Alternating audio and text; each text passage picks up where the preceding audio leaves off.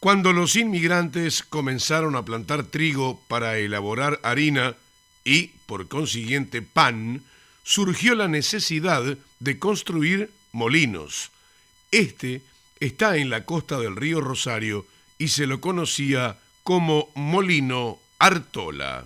En Rosario, por el año 1877, había dos molinos. El molino del Paso del Molino y este que se hizo posteriormente a aquel. ¿Y por qué se hizo este molino y en este lugar? Resulta que la sociedad del molino, del Paso del Molino, estaba constituida por un señor Indart, un señor Oribe, el don José, o sea, el dueño de este terreno y de este edificio, y además un señor de apellido Garat. Estas cuatro personas comenzaron a hacer funcionar aquel molino, hicieron todas las edificaciones e implementaciones necesarias, pero en cierto momento comenzaron a haber diferencias entre ellos hasta que se pelearon. Por esa pelea, José Artola, vasco, decidió la construcción de este molino.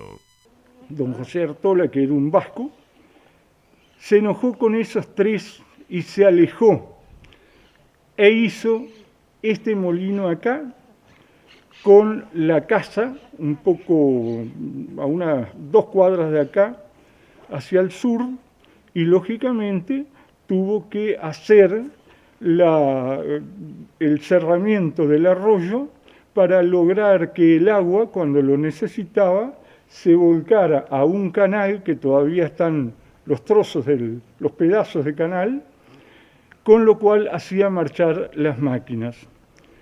El señor Artola había tenido una tahona antes en Rosario, cerca de donde está Tata actualmente. Una tahona es simplemente una rueda que un caballo hace girar mediante un eje horizontal que está afirmado en uno vertical. La piedra gira, muele el grano, tirada por 1 o 2 caballos que giran y hacen mover esa piedra.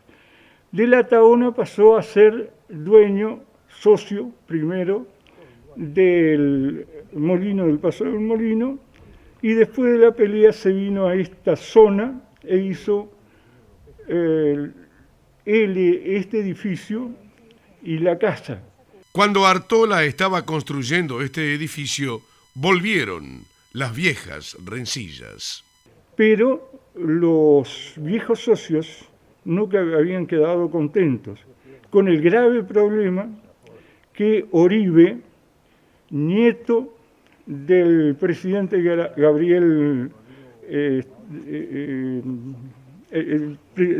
presidente de la República de esa época, y sobrino de Manuel Oribe, que vivían en la zona de Boca Rosario, el señor Francisco Oribe era el presidente de la Junta Local de la época, y él había sido socio de esa sociedad que hacía funcionar el molino del Paso del Molino. Al pelearse con ellos, Oribe, aparentemente y por palabras de Artola, lo tenía en la mira y quería que esto se cerrara. Tanto es así que la Junta Local de la época fue a Colonia a pedir que se cerrara el camino por donde todos nosotros vinimos. Y Artola tuvo que ir a Colonia a los efectos que no se cerrara el camino, porque por ese camino venían los agricultores de Valdense y de Colonia Española a traer el trigo, la cebada, el maíz, para que se moliera acá. Otros intereses jugaron también en contra del porfiado vasco Artola.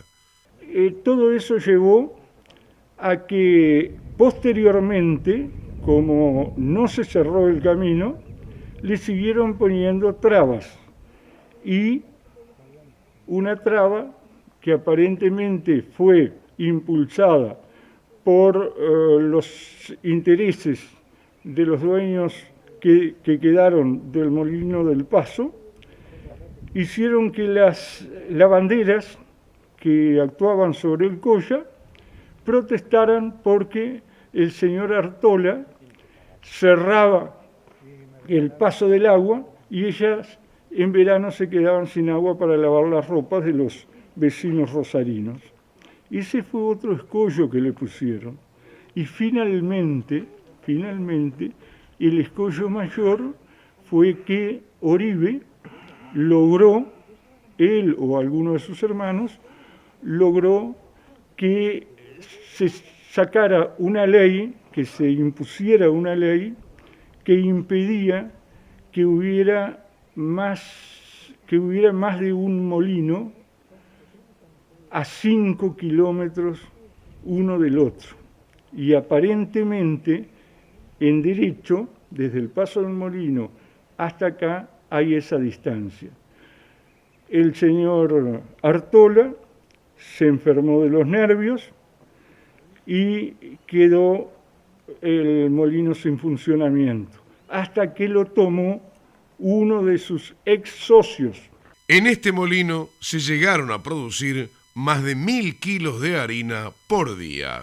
Esa actividad dio en esta región muchos frutos, tanto es así que se dice que en este molino, que hoy tenemos las paredes simplemente, en este molino se llegaron a producir 200 fanegas de harina por día.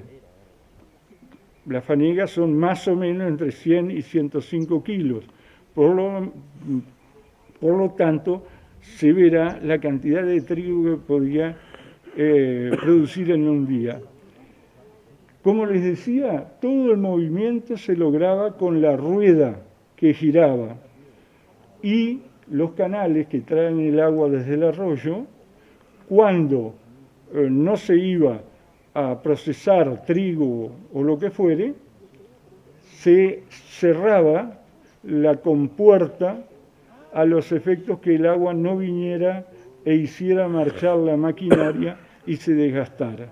Hay que pensar que la mayoría de la maquinaria era de madera o de hierros que no podían estar muy seguros de que no se desgastaran. Solo la perseverancia de un vasco de ley hizo que el molino Artola fuera una realidad.